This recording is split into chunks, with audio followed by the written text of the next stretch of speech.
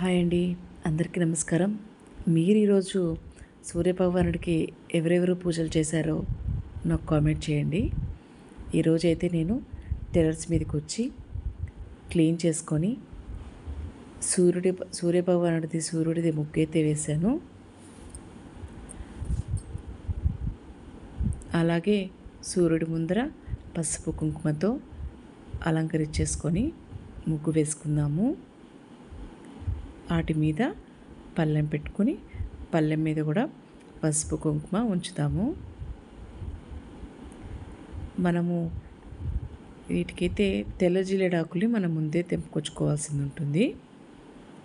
తెల్ల జిల్లేడాకుల్ని ఒక 7 ఆకులు చాలు. 7 ఆకుల్ని మనము శుభ్రంగా కడుక్కొని ఇలా బాగా పరుచుకోవాలి. 7 ఆకులు తీసుకోవాలి.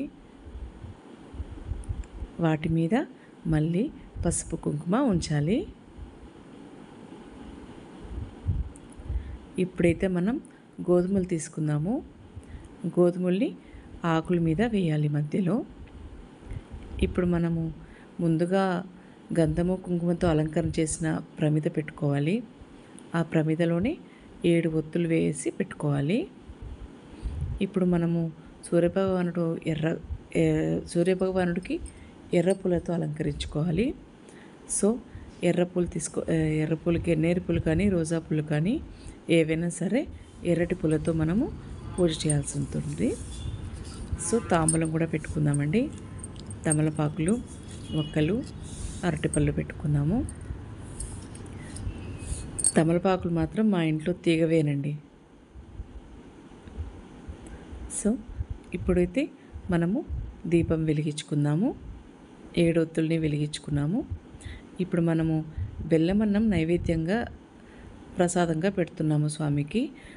సో మనం డ్రై ఫ్రూట్స్ ఏం వేయమండి బెల్లమన్నంలో. ఈ రథసప్తమి రోజు మాత్రం ఆవు పాలతో ఆవు నెయ్యితో బెల్లం వేసి పరమాన్నం చేయాలి. తర్వాత ఆదిత్య హృదయం స్తోత్రం చదువుకొని తర్వాత టెంకాయ కొట్టి హారతి ఇవ్వాలి. ఇంకా చాలామంది చిగురుకాయలతో రథం కూడా చేస్తారండి. నేనైతే ఎప్పుడు ఇలాగే చేస్తాను. సో ఇలాగే ఈసారి కూడా చేశాను. మీరు కూడా ఇలా పూజ చేసి ఈ సంవత్సరం అంతా ఆరోగ్యంగా ఉండాలని మనస్ఫూర్తిగా కోరుకుంటున్నాను.